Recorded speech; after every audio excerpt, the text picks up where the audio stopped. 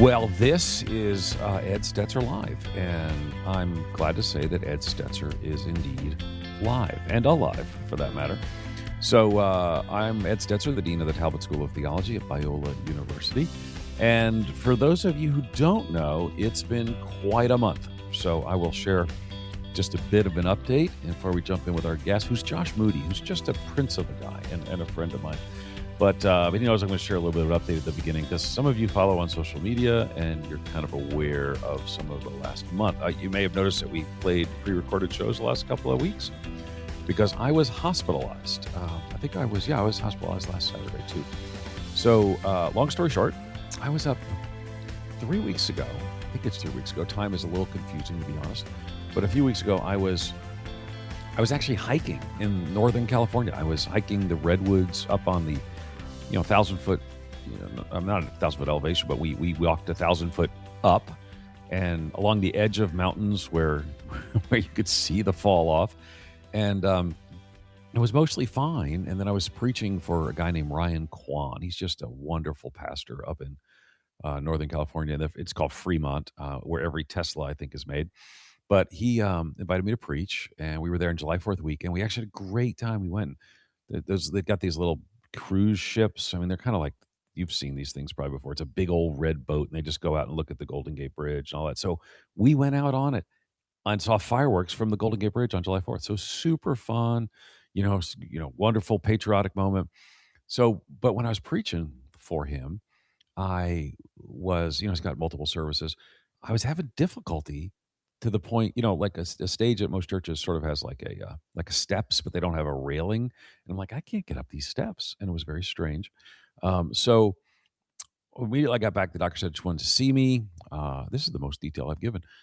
She wanted to see me, and we did some tests. And one of the strangest things was, you've all probably sat on a doctor's table and they do what they call reflex tests. They hit your knee with a little rubber mallet. And my knees didn't have any reflex reaction. So I did an emergency MRI. I was in the middle of recording a podcast with a guy named Peyton Jones and Corey Aldrin when I see the doctor calling, and I know she's got results from the MRI. So I answered, just, hey guys, hold on a second. And she says, I need you to go to the ER right now. And I'm like, well, I'm on the middle of recording a podcast. She says, right now. So I go there. Everyone's super alarmed. Well, there are a lot of things that could have been, some of which were actually far worse than my current situation. Matter of fact, this, ironically, is the best outcome of the symptoms I had. So, bunch of tests. I've been under 3 times. I was in the hospital for 10 days. Significant surgery called a laminectomy and a fistula repair. Basically, there was an arterial blood vessel going into my spine that was rewriting into my veins, which was causing all kinds of neurological symptoms. And then I had the surgery, and now yesterday I walked for 5 minutes with a walker, and we consider that a big day. Now, mentally, I'm a little fuzzy sometimes. So Josh is going to, if I get fuzzy, Josh is just going to keep going. He's going to ask himself questions, and we're going to make this awesome. But I'm a little fuzzy. And the reason I'm fuzzy, I think, is because of the medication. I have and we're praying for more than this, but I will likely have neurological damage for the rest of my life. There's only a 30% chance of full recovery, but it factors in all the things like my age, which is positive for these things. 80% chance I'll walk without a cane, so I'm shooting for that. And I'm indefatigable. Like, I'm going to do this physical therapy. I'm going to make this my focus. I love challenging overcoming challenges, but it's quite a thing. It's like a punch in the gut that I was literally hiking. And for those of you who know, I haven't shared a lot of this on the radio program. For the last 6 years, I've lost 120 pounds, mainly from physical exercise, hiking. And so hiking's become my jam. Like, Don and I go hiking regularly, hours at a time. And, there's a question whether I'll ever do that again. So, but, maybe with poles or something. But anyway, so that's kind of where I'm at. So I am doing physical therapy. I have a big goal next week of leaving the house 6 days from now. My goal is, I got a doctor's appointment. I had to have someone help carry me. Eric Geiger, my pastor and my close friend for many years, he had to come and help carry me. I don't know if carry is the right word, but help me up the stairs. And because I live on a second story, and I have I have not been out of this house or this. I go from a chair to a bed with 5-minute walks. Anyway, but the Lord's good. I've super been leaning in on some Johnny Erickson Tata, learning about suffering because chronic pain could be my journey, my jam for the next however many decades I have. So quite a life comes at you fast, but Jesus is still King, and that's sort of my health update. And yeah, so that's I haven't talked about that. So there you go. That's the most detail I've given, and I love my Ed Stetzer Live audience. And we're going to jump in with our guest, Josh. It's not normal that this is the beginning of a radio show with Ed Stetzer, but here we are, and our guest is Josh Moody. Josh is just a great guy, and he's the senior pastor, Dr. Josh Moody. He's the senior pastor of College Church in Wheaton, Illinois. So as you know, my history, we were just right across the street. I mean, College Church shares property line with Wheaton College. I actually had the privilege of getting Josh to start teaching for me when we were at Wheaton College. And anyway, so he's the president of what's called God-Centered Life Ministries, which proclaims God's word worldwide through daily broadcasts on Moody Radio, podcasts. And Josh, I was like today years old when found out you're on Moody Radio too. So that's super.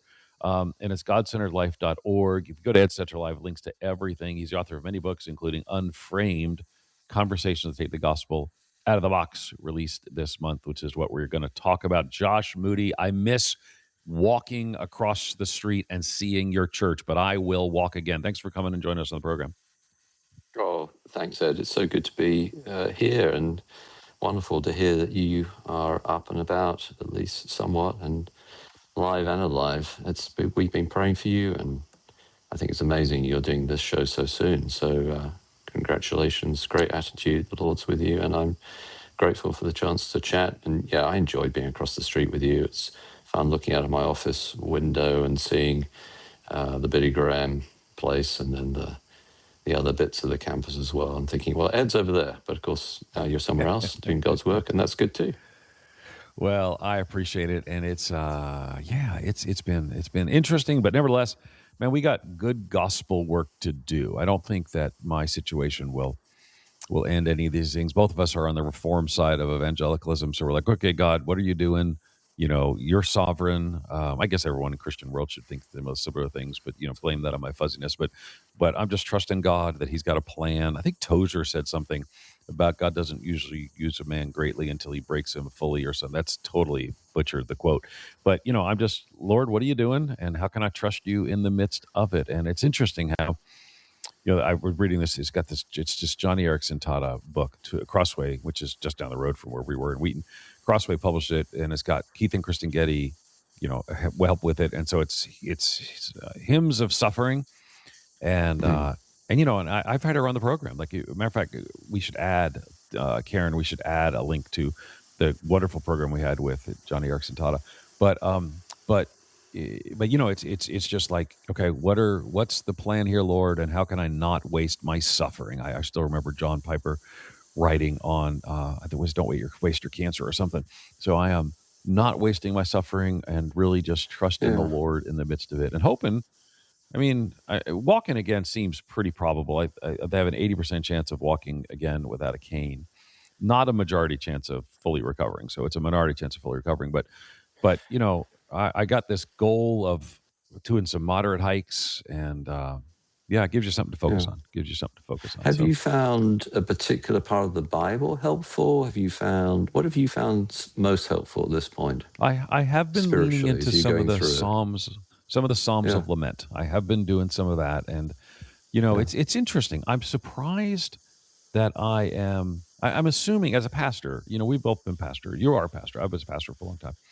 I'm assuming that I'm going to go through some real questioning. Like, God, I lost 120 pounds hiking, getting healthy, and it's unlikely that I'll hike at least, the same way or even close to the same way again.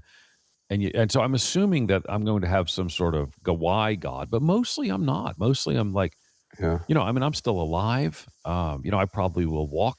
Or at least, I'll walk. If I have to have a cane, that's fine. I'm going to get a really cool cane. My kids are making a cool cane for me. But Spurgeon, we look at those pictures of Spurgeon.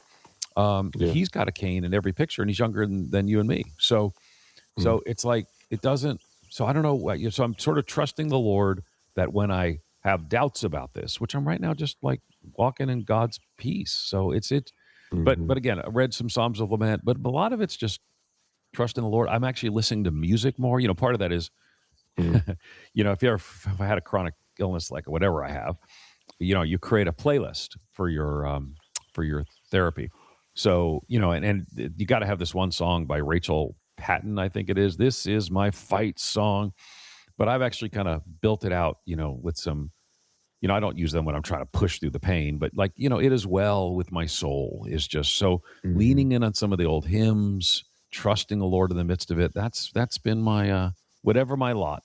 I have, I'm just going to say it is well with my soul. Mm. So, Mm. and I do Mm. think, this is, I mean, I'm probably making this an awkward segue, but I do think it's interesting that when I was at the hospital, I love sharing the gospel. That's one of the things that you and I, have in common.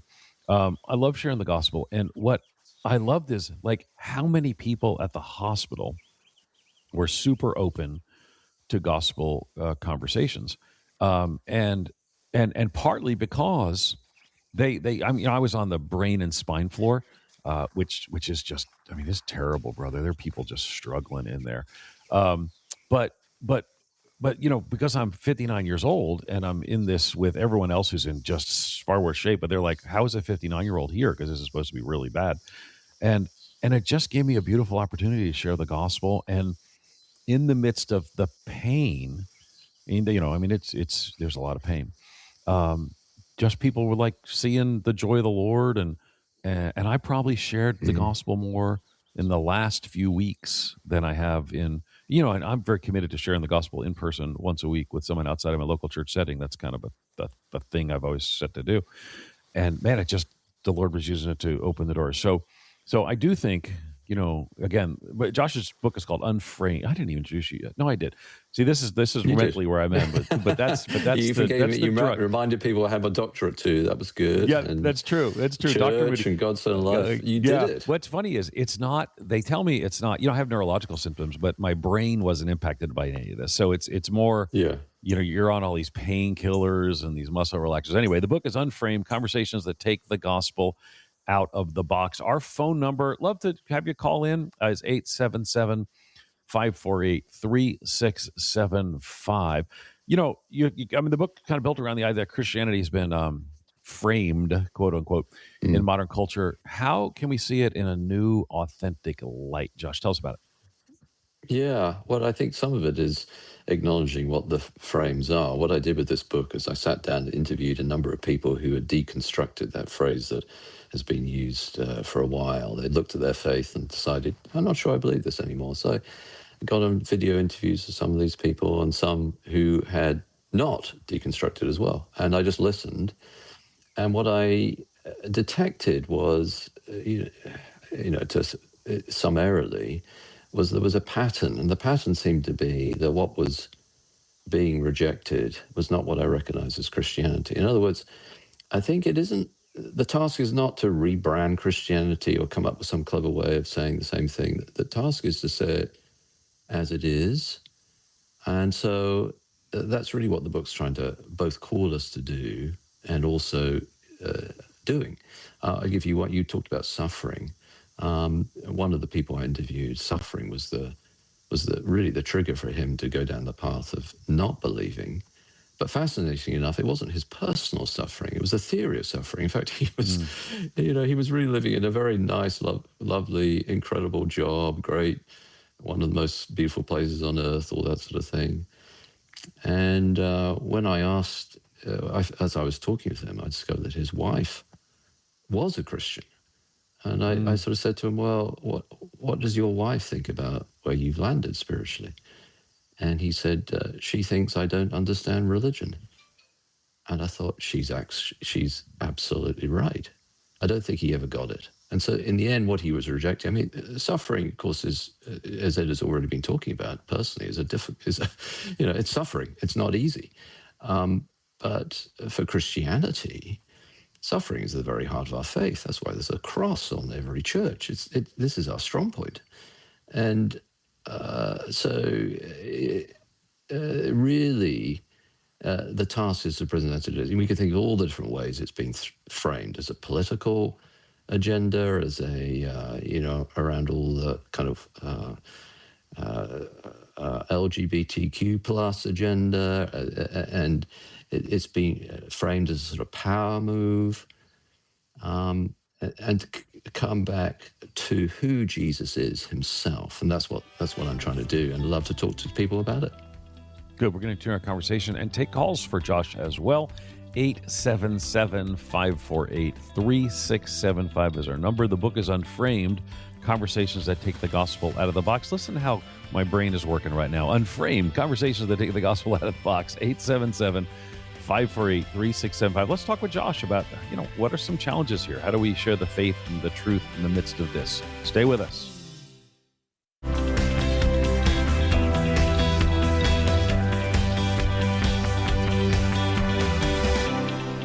Hey, we're back. Ed Stetzer Live, and I'm Ed Stetzer here, coming to you from Southern California. I'm actually in my home studio. Well, that's not fair. I'm not in my home studio. I am in a recliner chair that we bought for $300 from a consignment store that lifts you out of the chair. You may have seen those commercials from the 90s. I am now the guy who needs a chair to lift him out of the chair. So it's kind of fun.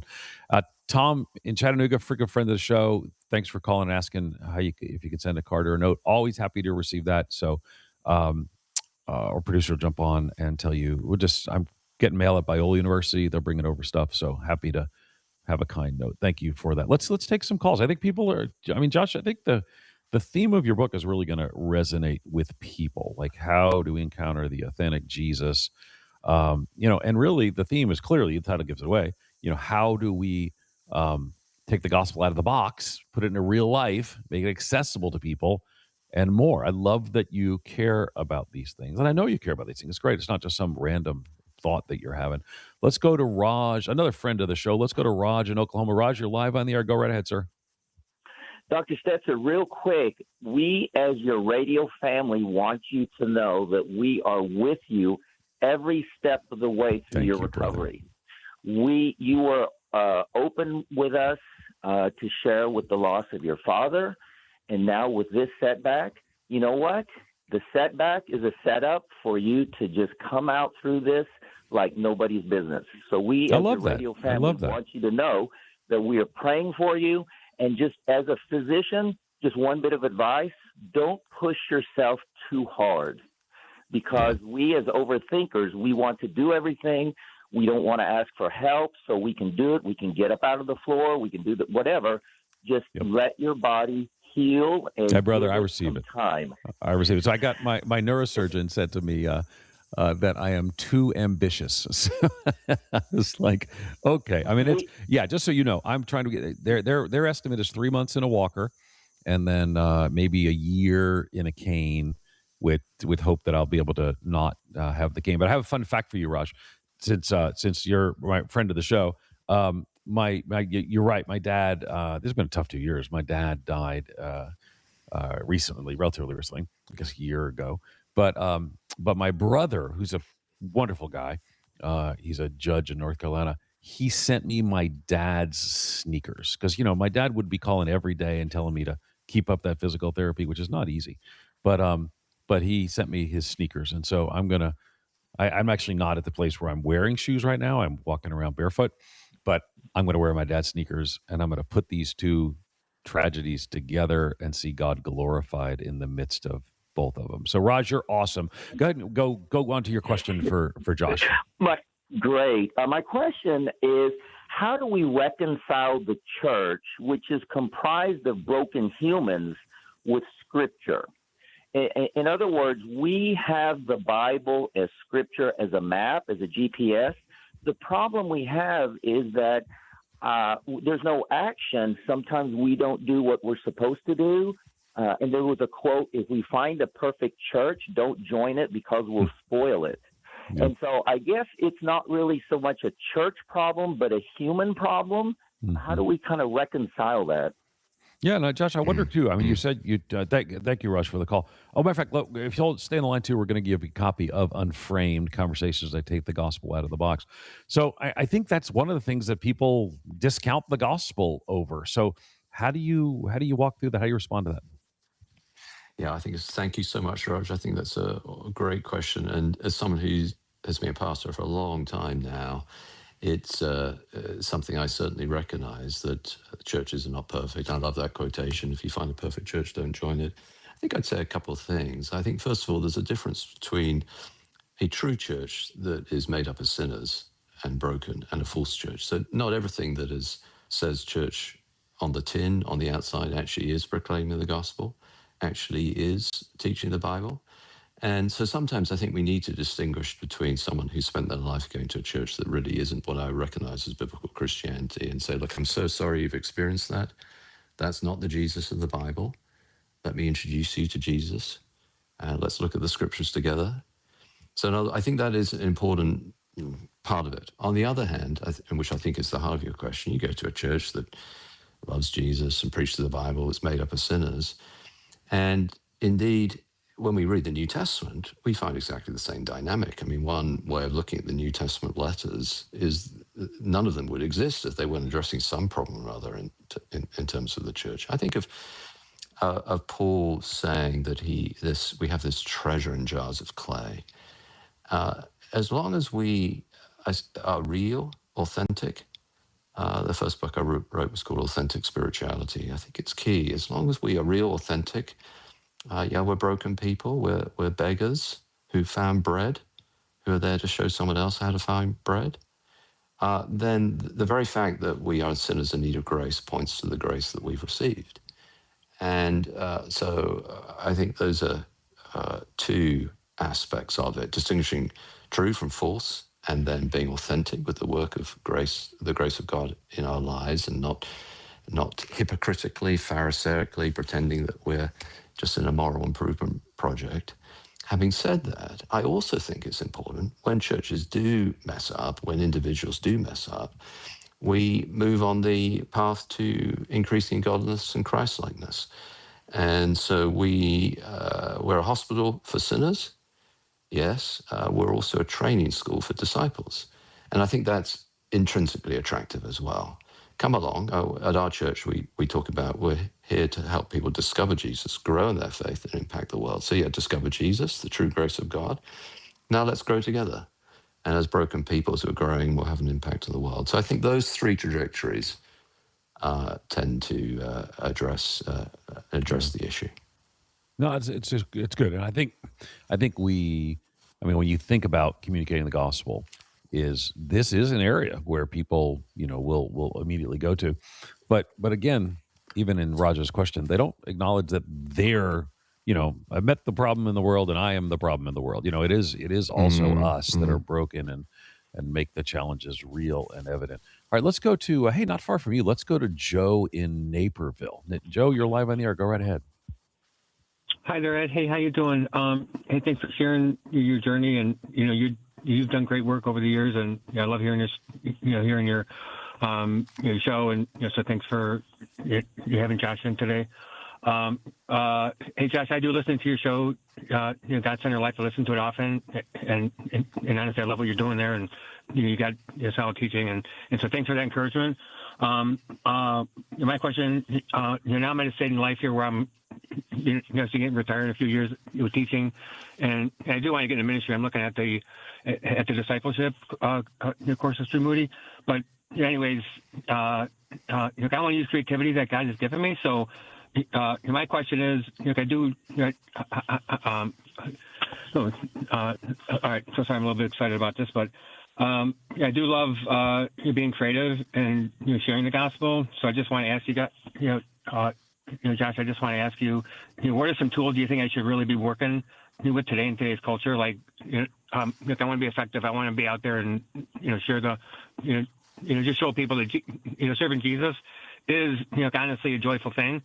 And I do like to let my light shine by just being myself, but like tools, like I'm not a tech guy, but I know I need to use that tool. But anything Joe, I need to jump in, Joe. First of all, I need to jump in because we're coming up. I got about a minute and a half left in this segment. It's a hard break, but super question. Hold on the line too. We're going to give you a copy of the book Unframed Conversations Take the Gospel Out of the Box. I mean, Josh, this is kind of a softball for the whole theme of your book. You got about a minute, and we'll come back and talk more after. But give us about a minute answer, then we'll talk more after the break. Yeah, yeah. Thanks so much, Joe. Wonderful to hear from you. I'm so glad you're listening to God's Son of Life. That it's such a joy. You don't know what that means for me and our team as we seek to get God's word out globally. So thank you for saying that, and I'm glad it's being of benefit. I think when it comes to that, I think of Paul's letter to the Colossians, where he says essentially his advice is first of all to pray for an opportunity, then be prepared so that when an opportunity comes along, we're ready. And of course, when there is an opportunity, then make the most of it. And I think it's the prepared piece. I can hear the music coming. When we come back after the break, perhaps I can talk a bit more about that for you, Joe. So grateful for you. Thank you. Okay, we're going to continue our conversation with Josh Moody. Your calls, 877 548 3675. The book is Unframed Conversations That Take the Gospel Out of the Box. Josh Moody is our guest, 877 548 3675.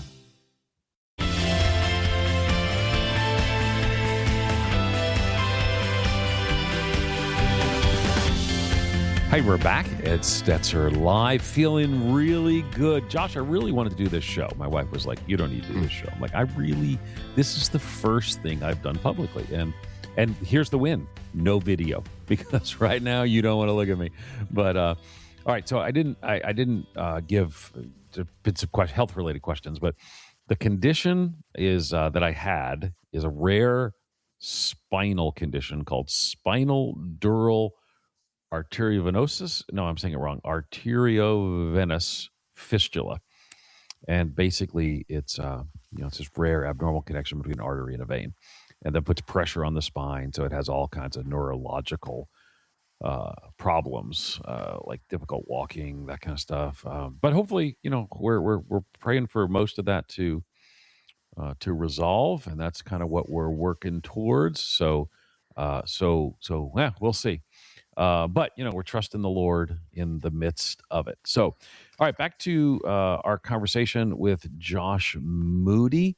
By the way, great name. When we lived in Chicago, I was actually the interim teaching pastor of the Moody Church, and so it was so funny because Josh Moody was at College Church, and there's a weird connection.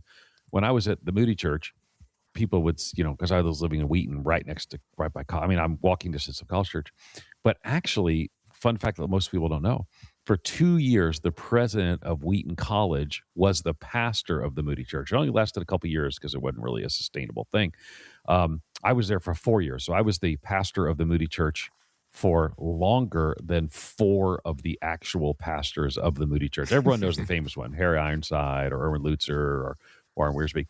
But I always thought, like, wouldn't it be awesome if like Josh Moody would be preaching at Moody Church and people would think it's like his church? Like, hey, I'm here. I'm Josh Moody. But I don't know. Probably everyone knows who D.L. Moody is. But Josh is a great preacher. All right. This is totally unrelated to your book. How long did it take you to get through the book of Romans? It was a whole joke around the town. Now, was it? It was. Yeah, People were posting pictures of their family like 4 or 5 when years. when they started the book of Romans, and then when they ended the book of Romans. People would post before and after picture of their family. So 5 years, you went through Romans in 5 years? And maybe it was 4. I don't know. It was long. That's long. I've preached Romans. I've preached the book of Romans in one sermon. I've done a series on Romans over maybe 2 months or something, or a month. But this time I really wanted to, go the whole hog. So it was great. So when you do a thing like that, how long? Do you do like one verse some weeks, or how does it work? Because I've never preached a book that long. Yeah. The funniest bit was when I was doing right at the beginning. So the first sermon was a sermon on the Apostle Paul. All right, and then the second sermon was right. Yeah, the second sermon was a sermon on the whole book of Romans, an overview. You see, and the third sermon was on Romans 1 verse 1. So I was really teased for that. 3 sermons on one verse. But it's on not one quite verse, right. just to get started. Yeah. When I do, I have to discipline. At Mariners Church, we go through books of the Bible. I'm a teaching pastor there. We're doing Revelation in the fall, so pray for us. But I'm doing Revelation 10 and 11, like 10 and 11, and there are the 2 witnesses and the eating the scroll. Like what I want to do when I was at Moody. I would have taken the scroll and spent a week on the scroll.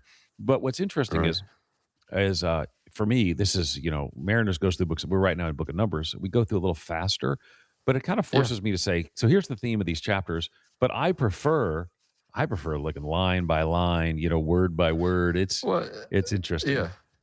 It sort of depends what the literature is and who the audience is. I mean, you can't. Yeah. I mean, if you're doing narrative, it's pretty hard to go line by line. I mean, it's a story. You've got to read out the story and tell the story. But if you're doing like a letter or the apocalypse, there's a little more room for it. But then I think it depends on the audience. I mean, some people, if you've got a fairly biblically illiterate audience, then you probably need to do a little bit more big picture. So anyway, it depends, I think. Yeah. Yeah, makes sense. Well, anyway, that's a bit of an aside. So let's go to our phone lines. Let's see. Oh, Joe, I'm not sure if I told you, Joe, we're going to give you a copy of the book. So it's Unframed Conversations that Take the Gospel Box. Shall I just pick up the Joe's thing about preparation? Oh, yeah. Sorry. Thank you. Yeah, we weren't finished. Go ahead and take that back up. Yeah, I was just going to say, Joe, if you're still listening, two aspects of preparation, the scripture and then the culture around. And I think you've got to primarily, of course, be well-tuned and discipled in the Bible so you get clearer and clearer and able to articulate. But then you also need to know who it is you're speaking to. And so reading the culture around, being observant of the trends. And so those two things. And then the other thing I would say in terms of witness is just to remember every individual is an individual. So someone could become a world expert in Islam, have an idea what Muslims believe, but when you're talking to individual Muslim, it's this guy here, what he thinks you've got to figure out. So I think that's the basic principle: knowledge of the scripture, knowledge of the culture, and then when it's individual, know who this person is. You think of Jesus, the woman of Samaria, the well. You're like it's targeted at her as well as an understanding of the whole Samaritan issue. Yeah, I guess one of the things, you and I live in the world, and I probably cross in and out of the world that you and I share theologically, but it seems to me that some of the people who are best at evangelism often are not the Bible people that I want them to be, and some of the Bible people are not the best. I might have said that. I think you get what I'm saying. So that's why I was encouraged by your book. So how do we get the Bible people to care about, I want to equip the saints, but also how do we get them to evangelize the lost? And how do we get the people who are the real reaching people for Jesus to love the Bible to the level we would want them to? Tell me about that. What do you think? Yeah, that's a huge question, isn't it? And I suppose I don't know, but I resonate with your observation. I do think that the more we are in tune with who Jesus is and who the Apostle Paul is, that bifurcation, the division between what you just said, theological echoes versus evangelistic zeal, we realize it shouldn't exist. And so I think that the motivation, therefore, to tell, some of it is social, cultural. So if you spend all your time in a Christian bubble, going to Christian conferences and going to every church meeting under the sun, you're just going to know less non-Christians. And so a simple piece of advice: do the things you love, have a hobby that you love, and then do it with a non-Christian. And then we're salt and light in the world. That's a good practical. So some of it's social and cultural as well as intellectual and ideological. But it's definitely a factor. And a lot of my ministry over the years is trying to say that division shouldn't be the case. So I've encouraged and urged people under our ministry to be active in evangelism, trying to do as well as I can myself. One of the things we do as a pastoral staff team is we have a go fishing moment. So in the staff meeting, we'll just look around the table and say, well, who's had some good evangelistic conversations this week? Who will share them? So we're trying to set the tone, but that it shouldn't lead to in any way dumbing down the content. And I think actually when you talk to non-Christian people and you engage with evangelism, you realize they don't want dumbed down content. If anything, they're asking harder questions than the sort of Bible study aficionados at times. And so to think that to reach people, you've got to speak the vernacular. You can't speak the language of Zion. It's the missionary enterprise. I mean, Ed, this is right up your wheelhouse, of course, isn't it? It's a whole being. It's a mission enterprise. You're not you're contextualizing the gospel. You're not taking away from the gospel, and that, if anything, requires more intellectual heavy lifting, not less. Yeah, I do think, though. I mean, the fact that obviously you're a Brit, though I'm not sure how much of a Brit you still are. Like, you've been in America Oh, come so on, long, I am. yeah, your kids are not. Well, I do. I think they're it's both. funny. They're sort of third culture. They. That's true. I do. We used to go to British movies together. Like, didn't we go to the Winston Churchill movie? I forget now, but we did some fun things No, together. I think we saw.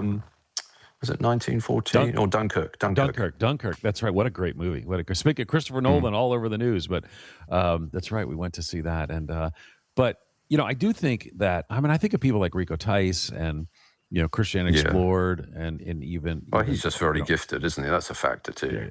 Yeah. People don't know him as well in America, but the point is that, like, there's a pretty strong stream of biblically robust, theologically robust evangelical Christians in the UK who really love evangelism, where it seems almost a little less common here. And I don't know, maybe that's just, but I do think your being from a more secular environment is helpful because it enables us to think about how do we share the gospel.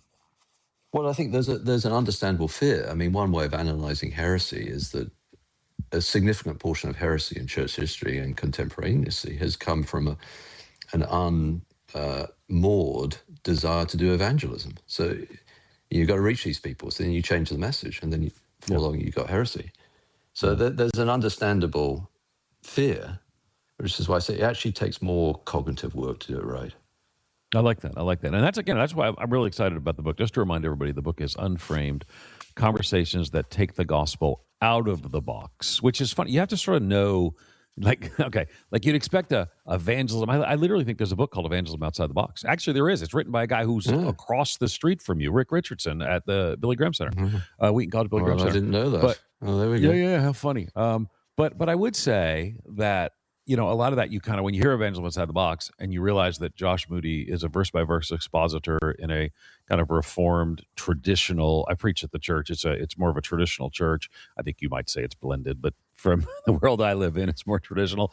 So that to me kind of makes me, it draws me to the conversation as well, that you want to take the gospel out of the box. But the box you're referring to are really cultural misconceptions that are kind of shrouding out the truth of the gospel. So let me just remind people, we're going to have one more segment, and we're going to take calls with Josh. 877-548-3675. Again, 877-548-3675. Love to hear some questions for in and around Josh. But talk to me about, because I mean, it's again these cultural misperceptions that are shrouding the truth of the gospel. How does the book address those? Well, I told you one story about the guy related to suffering. Another story is a person who did a lot of journalistic research in an attempt to defend the church from accusations. And then it relates a little bit to the earlier question we had, really. And then found so much that he thought was disappointing about the church. In the end, he gave up on his faith. Okay, see, that's a misunderstanding, isn't it? We should expect the church to be filled of sinners. We should expect the church to repent and attempt to do better. But we shouldn't expect the church to, be perfect. He seems so, I mean, listening to this chap as I talked, it was a pretty significant series of things that he was exposed to, so I'm no way minimizing it. But you just look at Jesus with his relationship with the quote-unquote church of his day. You look at the reformers and their relationship. You talk about, I'm a Bible guy. I'm not a traditionalistic preacher. I want to preach Jesus from the Bible. But there's a long, long pattern of seeking to call the church to greater faithfulness and the reality that we're not there. So it's a misunderstanding of what the Jesus in the Bible actually is. It's not like a holy huddle of perfect people. And of course, this chap I'm talking to wouldn't say that. But there is a cultural misconception there. And you see that over and over and over again, that people are disappointed about Jesus because they're disappointed about the church. Well, I get it, but we don't we preach Christ and him crucified. We don't preach church and it is an amazing experience. And we trust it will be sometimes, but it certainly isn't always. So that would be another one. Good word. We're going to hear a conversation with Josh Moody and your calls. One final segment with calls. So Penny, we're going to get your call right away, and then others as well. 877-548-3675. It's such an important issue. It's an issue that's close to my heart. I'm glad this is my first show coming back from all the drama. So call me, 877-548-3675. One last time with the number so you can call, 877-548-3675.